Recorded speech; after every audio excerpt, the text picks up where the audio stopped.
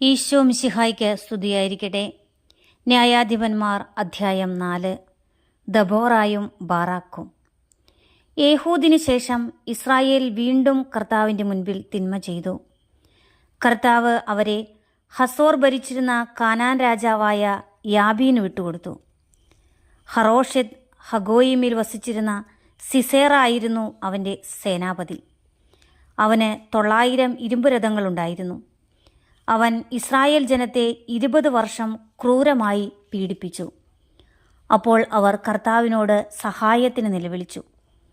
അന്ന് ലപ്പിദോത്തിൻ്റെ ഭാര്യയായ ദബോറ പ്രവാചികയാണ് ഇസ്രായേലിൽ ന്യായപാലനം നടത്തിയിരുന്നത്.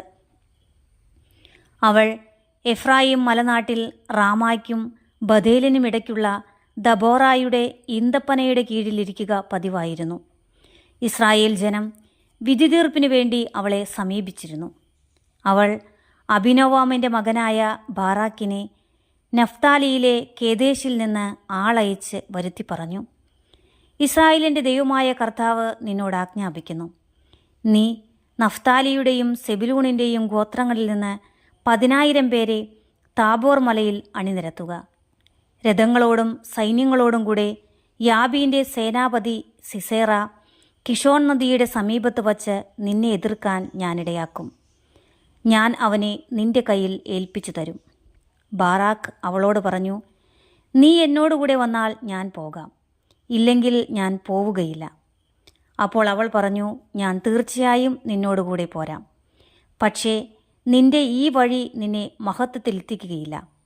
കർത്താവ് സിസേറായെ ഒരു സ്ത്രീയുടെ കയ്യിൽ ഏൽപ്പിക്കും. പിന്നീട് ദബോറ എഴുന്നേറ്റ് ബാറാക്കിനോടുകൂടെ കേദേശിലേക്ക് പോയി. ബാറാക്ക് സെബുലൂണിനെയും നഫ്താലിയെയും കേദേശിൽ വിളിച്ചുകൂട്ടി. 10,000 പടയാളികൾ അവൻ്റെ പിന്നിൽ അണിനിരന്നു. ദബോറായും അവൻ്റെ കൂടെ പോയി. കേന്യനായ ഹേബർ മോശയുടെ അമ്മായിയപ്പനായ ഹോബാബിൻ്റെ വംശജരായ കേന്യരെ വിട്ടുപോന്ന് കേദേശിനടുത്ത് സാനാന്യമിലെ ഓക്കുമരത്തിന് സമീപം പാളയമടിച്ചു. അബിനോവാമിൻ്റെ മകനായ ബാറാക്ക് താബോർ മലയിലേക്ക് നീങ്ങിയിരിക്കുന്നുവെന്ന് സിസേറ കേട്ടു. അവൻ തൻ്റെ 900 ഇരുമ്പുരഥങ്ങളും അതോടൊപ്പം ഹറോഷെത് ഹഗോയിം മുതൽ കിഷോൺ നദി വരെയുള്ള പ്രദേശങ്ങളിൽ നിന്ന് തൻ്റെ പക്ഷത്തുള്ള എല്ലാവരെയും ഒന്നിച്ചുകൂട്ടി. ദബോറ ബാറാക്കിനോട് പറഞ്ഞു, മുന്നേറുക. കർത്താവ് സിസേറയെ നിന്റെ കയ്യിൽ ഏൽപ്പിക്കുന്ന ദിവസമാണിത്. നിന്നെ നയിക്കുന്നത് കർത്താവല്ലേ? അപ്പോൾ ബാറാക്ക് തന്നോടുകൂടിയുള്ള 10,000 പേരോടൊപ്പം താബോർ മലയിൽ നിന്ന് താഴേക്കിറങ്ങി. കർത്താവ് സിസേറയെയും അവൻ്റെ രഥങ്ങളെയും സൈന്യങ്ങളെയും ഒന്നടങ്കം ബാറാക്കിൻ്റെ മുൻപിൽ വെച്ച് വാൾമുനയാൽ ചിതറിച്ചു. സിസേറ രഥത്തിൽ നിന്നിറങ്ങി പലായനം ചെയ്തു. ബാറാക്ക് സൈന്യങ്ങളെയും ഹറോഷെത് ഹഗോയിം വരെ അനുധാവനം ചെയ്തു. സിസേറയുടെ സൈന്യം മുഴുവൻ വാളിനിരയായി. ഒരുവൻ പോലും അവശേഷിച്ചില്ല. സിസേറ കേന്യനായ ഹേബേറിൻ്റെ ഭാര്യ ജായേലിൻ്റെ കൂടാരത്തിൽ അഭയം പ്രാപിച്ചു.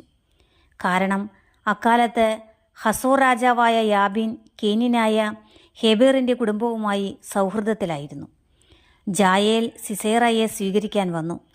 അവൾ പറഞ്ഞു, ഉള്ളിലേക്ക് വരൂ പ്രഭു, എന്നോടുകൂടെ അകത്തേക്ക് വരൂ, ഭയപ്പെടേണ്ട. അവൻ അവളുടെ കൂടാരത്തിൽ പ്രവേശിച്ചു. അവൾ അവനെ ഒരു കരിമ്പടം കൊണ്ട് മൂടി. അവൻ അവളോട് പറഞ്ഞു, എനിക്ക് ദാഹിക്കുന്നു, അല്പം വെള്ളം തരിക. അവൾ തോൽക്കുടം തുറന്ന് അവന് കുടിക്കാൻ പാൽ കൊടുത്തു. വീണ്ടും അവനെ പുതപ്പിച്ചു. അവൻ അവളോട് പറഞ്ഞു, കൂടാരത്തിൻ്റെ വാതിൽക്കൽ നിൽക്കുക. ആരെങ്കിലും വന്ന് അന്വേഷിച്ചാൽ ഇവിടെ ആരുമില്ലെന്ന് പറയണം. എന്നാൽ ഹേബേറിൻ്റെ ഭാര്യ ജായേൽ കൂടാരത്തിൻ്റെ ഒരു മരയാണിയും ചുറ്റികയും എടുത്ത് സാവധാനം അവൻ്റെ അടുത്ത് ചെന്നു. അവൻ ക്ഷീണിച്ച് ഉറങ്ങിക്കിടക്കവേ ആണി അവൻ്റെ ചെന്നിയിൽ തറച്ചു. അത് നിലത്തിറങ്ങുവോളം അടിച്ചു കയറ്റി. അങ്ങനെ അവൻ മരിച്ചു. ബാറാക്ക് സിസേറയെ പിന്തുടർന്ന് വന്നപ്പോൾ ജായേൽ അവനെ സ്വീകരിക്കാൻ ചെന്നു. അവൾ അവനോട് പറഞ്ഞു, വരിക, നീ അന്വേഷിക്കുന്ന മനുഷ്യനെ ഞാൻ കാണിച്ചു തരാം. അവൻ അവളുടെ കൂടാരത്തിൽ പ്രവേശിച്ചു. സിസേറ ചെന്നിയിൽ മരയാണി തറച്ച് മരിച്ചു കിടക്കുന്നത് കണ്ടു. അങ്ങനെ ആ ദിവസം കാനാൻ രാജാവായ യാബീനെ ദൈവം ഇസ്രായേൽ ജനത്തേക്ക് കീഴ്പ്പെടുത്തി. കാനാൻ രാജാവായ യാബീൻ നിശേഷം നശിക്കുന്നതുവരെ ഇസ്രായേൽ ജനം അവനെ മേൽക്കുമേൽ പീഡിപ്പിച്ചുകൊണ്ടിരുന്നു.